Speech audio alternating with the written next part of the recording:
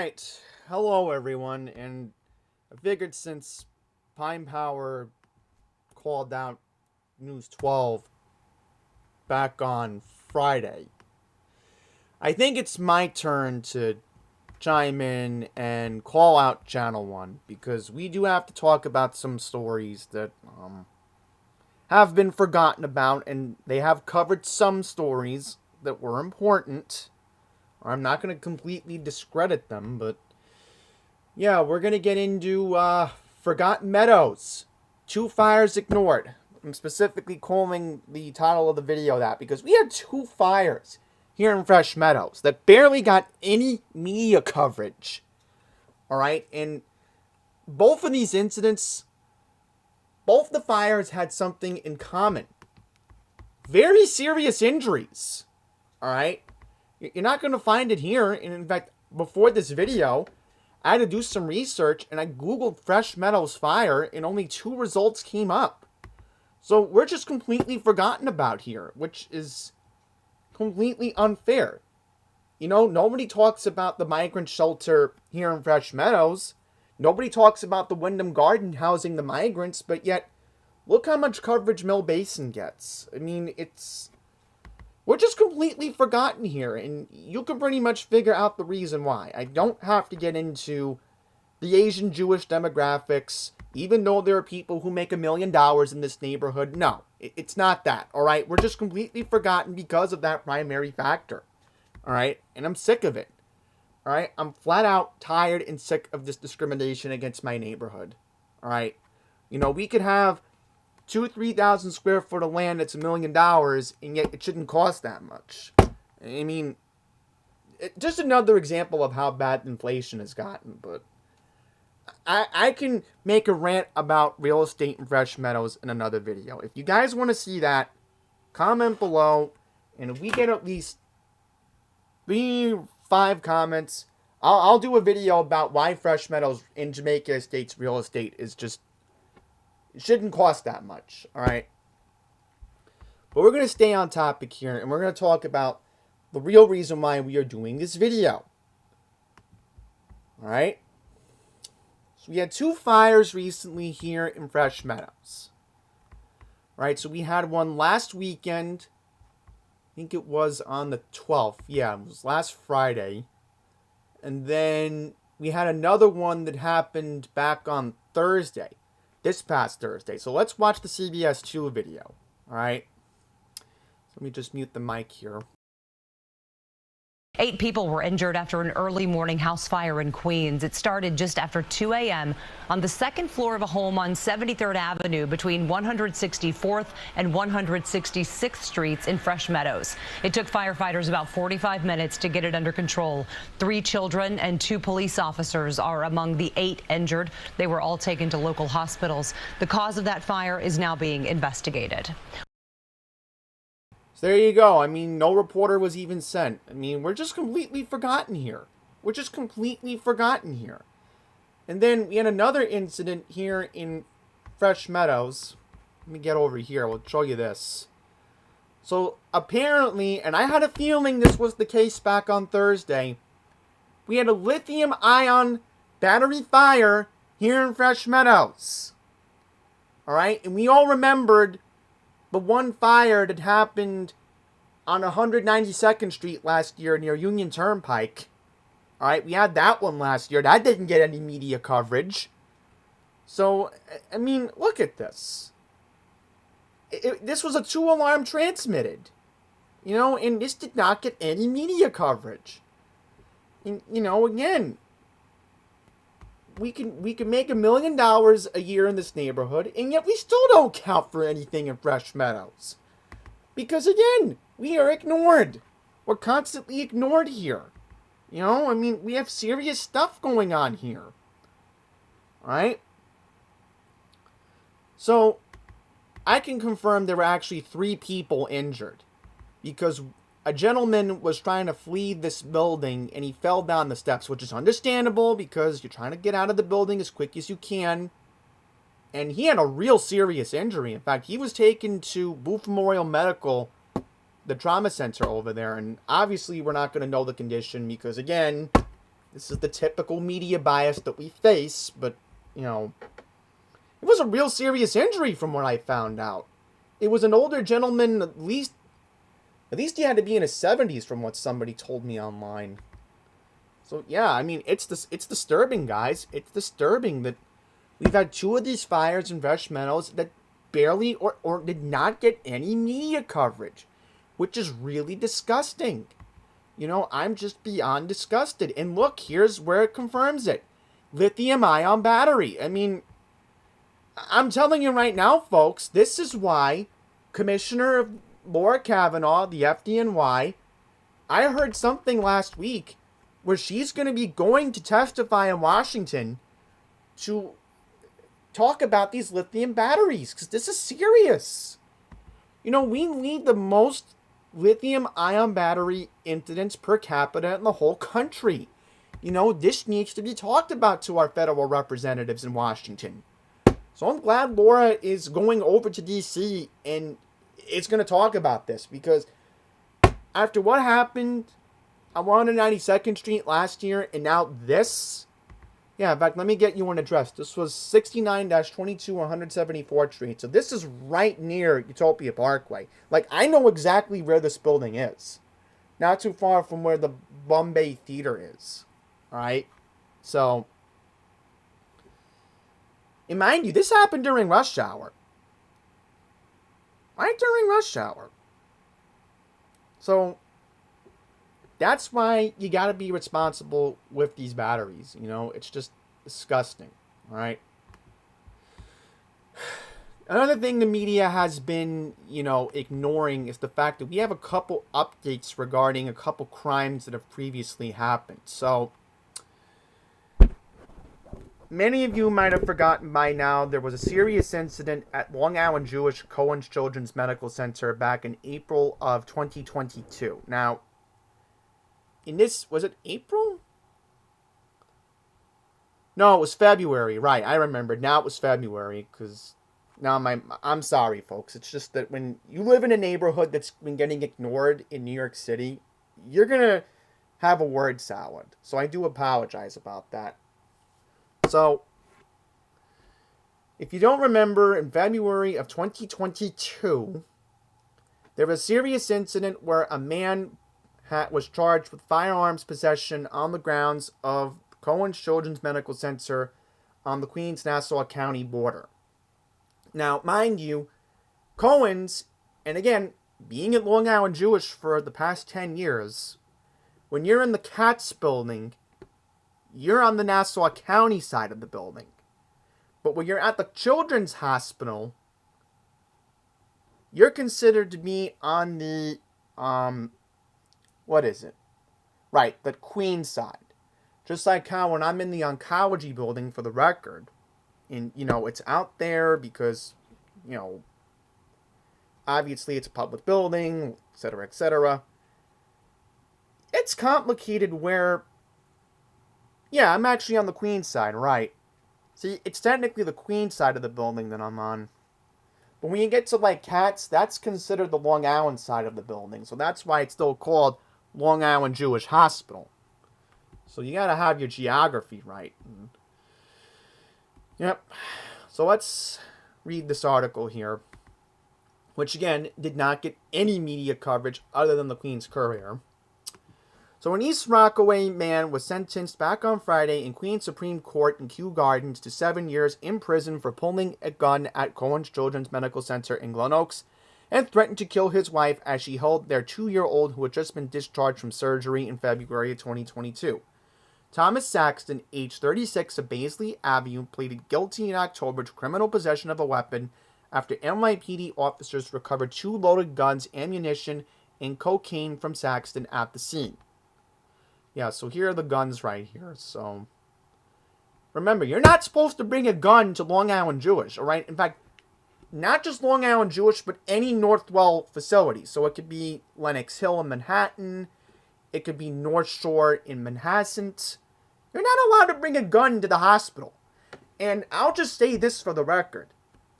We have metal detectors now. So after this specific incident, we have metal detectors now. And if you know, something is suspicious, you're going to get stopped for that now. So this is what we know. So this happened back on February 17th, 2022, and I'll give the specific day of the week. This was a Thursday. 12 noon, Mr. Saxton arrived at the medical facility and confronted his 37-year-old wife as she held their toddler in their arms. Saxton was then to pick them up after the child's surgery. Saxton pointed a gun at his wife and said he would kill her in front of everyone present. When she yelled for help, Saxton hid the firearm and left. Minutes later, Saxton called his wife's cell phone. She put the call on speaker with the hospital staff present, while Saxton threatened to kill her as she slept. Police were then called to the scene. Responding officers from the 105th Precinct found Saxton sitting in his car in the hospital parking lot with 2 loaded ghost guns, a 10mm pistol, and a 9mm handgun, ammunition for both firearms, a loaded magazine, and a bag of cocaine. Mr. Saxton was then taken into custody at the scene.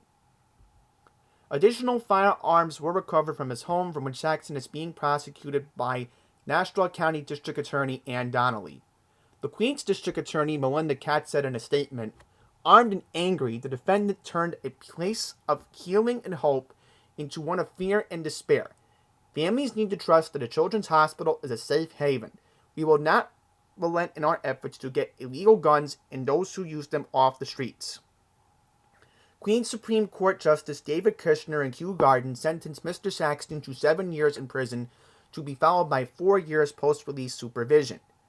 And again, remember, additional firearms charges are likely for Mr. Saxton, and he's possibly facing a later date in Nassau County.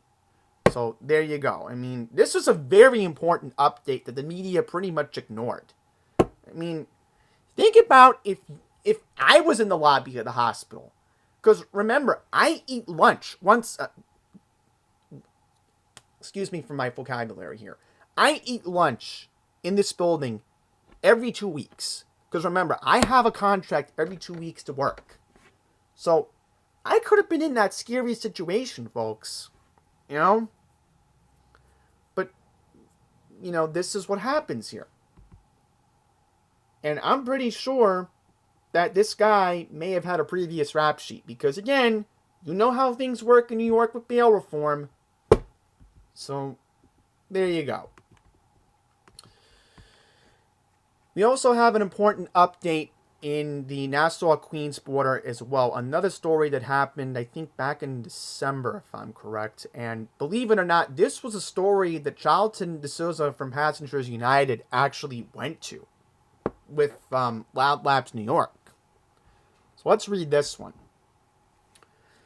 Okay, here we go.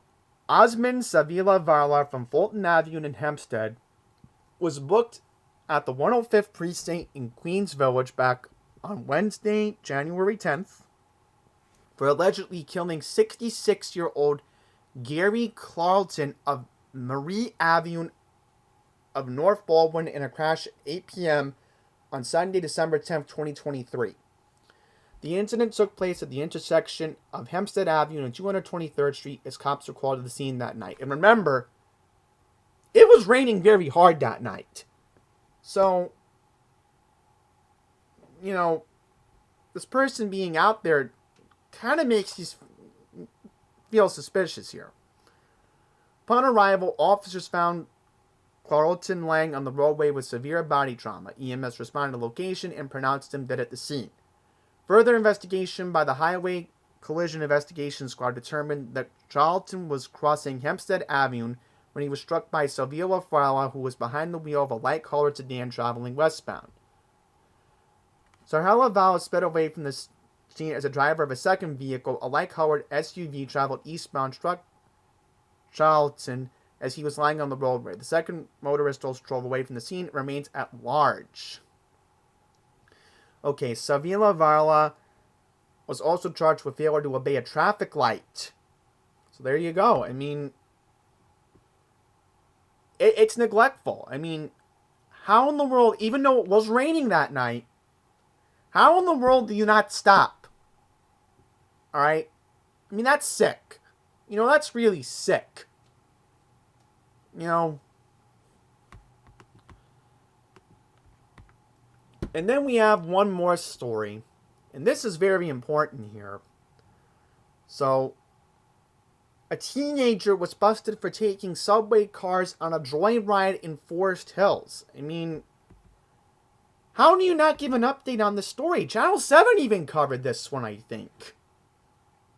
So this happened back on Saturday, December 30th. So a 16-year-old boy was arrested back on Tuesday, January 16th for a slew of charges for allegedly taking a two-car MTA subway train on a short joyride at the Forest Hill 71st Avenue station.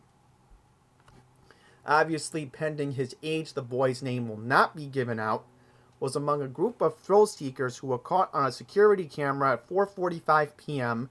breaking into one of the unoccupied subway cars that had been parked at the end of the platform.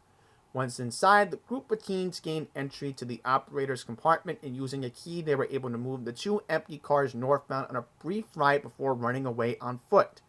There were no injuries stemming from the incident. The 16-year-old boy was charged with reckless endangerment, trespass, criminal tampering, and disorderly conduct, currently awaiting arraignment. According to the MTA, the two-car train was not in service. It had not been assigned to the subway line. Okay, so this is what New York City Transit President Richard Davies said. I wanted to assure folks at no time the train was in danger of leaving the yard because the signal system would have activated the e-brake. A short track signal system stopped it, and our tower operators immediately called 911. So it's possible that the key could have been purchased online. So, by the way, I want to thank Jamel Thompson from Progressive Action, because he was the one who broke the story first before, anybody else did. And there's another story that Jamel actually broke yesterday that we're actually going to take a look at, and this one happened in Brooklyn. Yep, so we had a bus fire in Brooklyn, also ignored by the media. A B6 bus caught on fire yesterday at 2:30 p.m. after being rear-ended by a car. So, obviously I could tell the engine was in the back, because lately we know these engines in these MTA city buses are in the back.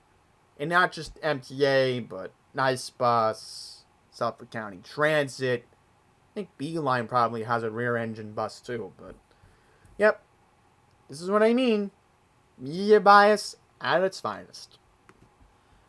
Now, I'm going to give Channel 1 some credit, alright? At least they were in Queens talking about this. Now, obviously, it's been cold. It's been really cold, alright? Let's just admit that. And we all know that we have one more weekend where the 7 line, the N train, it's not going to be running in certain parts of Queens. So, this is kind of a big deal. Alright? So, it's disturbing to think that, MTA doesn't care. Oh, just because of the accessibility project. Like, how do you think the workers feel being out in this dangerous cold? I mean, it's such a mess, folks. It really, really is right now. They spent like 2 minutes covering it. So I will give them some credit. Alright? So, another thing I will give Channel 1 credit on, and I must have missed this interview, but they actually did interview Commissioner Kavanaugh about the lithium-ion batteries recently. So, maybe Channel 1 is here and there. I mean, they did talk about, two important stories. In fact, they did cover the awful incident in Brooklyn where a baby died from a steam boiler in Brooklyn. So, they do have this, but apparently there's nothing on the website about the wrong way accident in the Upper East Side. So, what we're going to do to here is organize this, alright? Because, by the way, I want to mention something, since, I'm losing my patience with the media nowadays, alright? I mean, look at this. I mean, so much going on here in Queens that can be talked about. And I'll read that one quickly. And by the way, there was a stabbing spree here in Queens, all right? Now, Channel 1 did cover that, but again, nothing on the website about it. I mean, what is going on with Channel 1's, website here? I just don't get it, all right? All right, that's not what we're looking for. We're looking for the stabbing spree. Where's the stabbing spree? Where's the stabbing spree? I mean, unbelievable, guys. I clicked on the wrong thing. I thought that was it. So this is the guy that got arrested. So let's read this. Was a hospital greeter. I mean, really? So, the Queens serial stabbing suspect was picked up back on Wednesday following a citywide manhunt for at least 5 victims, maybe tied to additional assaults. I mean, this guy's never had any history with the police, from what they were saying. Jermaine Rigger. Alright? And he might be connected to a subway stabbing. So, how in the world does Channel 1 not have a video on their website about this? I mean, it was a major story a couple of days ago. Let's read this one here because, again, I'm just losing my patience. I can go on and on and on, but trust me, folks, I'm done here. All right, I'm going to play at least 2 more videos for you guys today that we do need to watch here. So here's what we have right here. A Jamaica Hill senior was struck and killed in broad daylight while she was trying to cross a residential street 1 block of south of Hillside Avenue last week. So, doesn't even mention when did this happen. Oh, here we go. Only says it's a time it happened. So it happened, there was a motor vehicle collision at 89th Avenue and 12th Place. 85-year-old woman was lying on the roadway with severe trauma to the body. So the victim was taken to Booth Memorial Medical Center, pronounced dead. So it says here that Concordia Bleza Lewis of 179th Place was crossing 212th Place when she was struck by the driver of a 2021 Honda Passport traveling westbound at 89th Avenue just after making a left turn southbound to 12th Place. The 44-year-old motorist remained at the scene and was not arrested. So, at least the good news is this was not a hit and run, but still, I mean, that's just awful. Alright, so what we're going to do right now is just play 2 videos for you guys. So, the first video from Channel 1 here, we have this. So, what I'm going to do right now, I'm going to stop talking. And we're just going to play 2 videos to wrap this up. So the first video we're going to watch is from Channel 1 about the incident in Brooklyn where a baby was killed by a steam radiator at an apartment. And then the last thing we're going to watch from Channel 7 is a crazy lady. Yes, a crazy lunatic lady was high on marijuana and she purposely crashed her car into an NYPD police unit on the Upper East Side on Park Avenue. So, let's watch these 2 videos. I'm going to stop talking, and that's how we're going to wrap up this video, because my patience is just at a near thin here. Alright? And before we play the videos, I forgot I did want to mention something important here. Alright, so recently, State Senator Jack Martins, who I am very close with, alright, who I have campaigned for in the past, alright, very nice gentleman, who I've, back in 2017? Yeah, 2017, I was fully behind his bid to become Nassau County Executive. Most recently, in 2022, I was supporting him for state senate, won his seat back, because he used to be a former state senator. Alright, so This was somebody who I was going to work with very closely in Albany, all right? And maybe he could have supported my budget agenda to get baby formula and diapers sales tax exempt last year. So recently, with the protests going on here in the city, Senator Martins introduced a bill recently on the floor of the Senate in Albany to make a Class A misdemeanor to obstruct traffic or access to any building as part of an unpermitted protest and demonstration. And it would allow it to be charged as a hate crime. Because technically it's considered anti-Semitic for, saying things about Palestine, whatever. So, I want to mention that I would have immediately told Jack I would have absolutely co-sponsored this bill if I was in the state Senate and if I had John Liu's seat. Alright? So, believe me, I would have co-sponsored this right away. I would have been the first person. I would have urged Rob Ort, the minority leader. I would have urged both of them. Let's co-sponsor this. I would have urged them.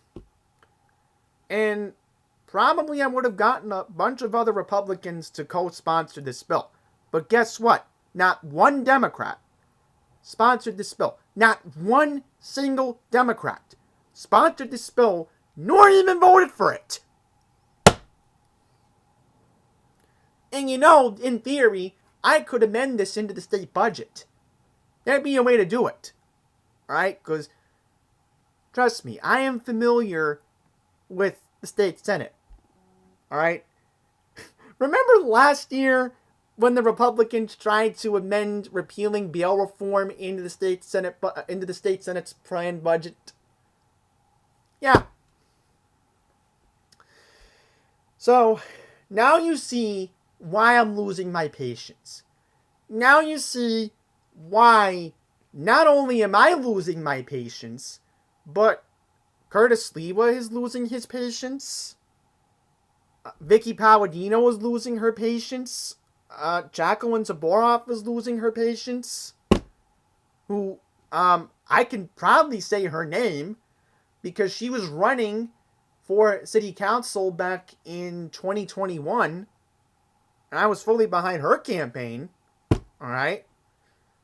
And I certainly hope that she'll think about running for council in Lower Manhattan again in 2025, because at least she cares. One of the reasons why I was fully behind her campaign, because she promised she was going to clean up Washington Square Park with all the homeless being over there. Alright? So again, I'm done. I'm sick. I'm sick of this. So watch for yourself. See how bad things are getting here in the city. Alright? Because the odds are against us. And we're losing population by the day here.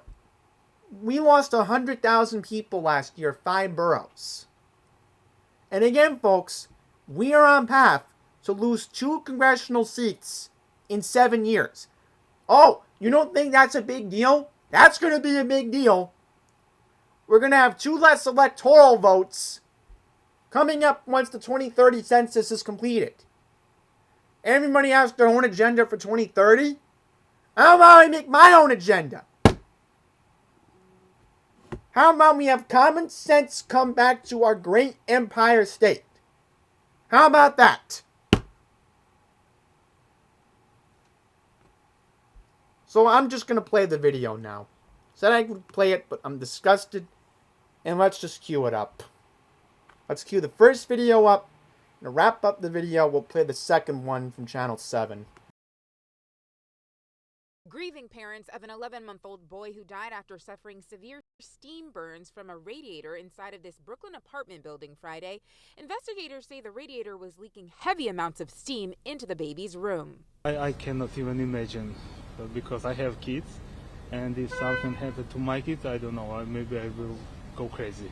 I see them every day, almost, and I know that they have a newborn baby. It's horrible. Tenants in the building awoke to the FDNY, NYPD, and City Department of Buildings officials at the scene. Today in the morning I saw that a lot of cops were here, and I didn't know what happened. And I asked the guys what's going on, and they didn't tell me. After receiving a call just after 6 a.m. about an infant who'd been burned, first responders arrived to the building on East 14th Street and Avenue I in Midwood to find the infant burned and unresponsive, rushing him and the family to Maimonides Midwood Community Hospital, where he was pronounced dead just an hour later. My heart breaks. My heart breaks. Police say the mother was feeding her other children in another room when this happened, and that at this point, no criminality is suspected. The Department of Buildings has filed several complaints connected to the building since the child's death, including one having to do with a faulty radiator causing steam to fill a bedroom, another having to do with a boiler that is either defective or does not have a permit, and a third for an illegal laundry room in the basement. It's such a tragedy that I don't know how can parents overcome. Prior to Friday's incident, the Department of Buildings says there were no complaints or violations issued against this property. Since the incident, however, they have issued a work without permit and failure to maintain the building violation. We have reached out to the landlord. We've not yet heard back. Reporting from Brooklyn, Nia Clark, New York 1. A wild scene tonight on Manhattan's Upper East Side, and the victim, a New York cop. The officer responding to a reported robbery is hit by a woman driving her car the wrong way up Park Avenue. The question for New York police, was this an accident or something else? Here's Eyewitness News reporter Josh Einiger. When the dust settled on this chaotic and confusing scene, police stood at the intersection of two different crimes, with one of their own in the hospital. It started in the high-rent Madison Avenue retail district when three suspects grabbed $10,000 worth of jackets from this store at 68th and Madison. They then went on a wild ride through the Upper East Side in this Nissan, from which they bailed at 72nd and Park. Eyewitness News obtained this video as the suspects ran down 71st Street, laden down with expensive stolen parkas. One of them tried to hide in a building vestibule.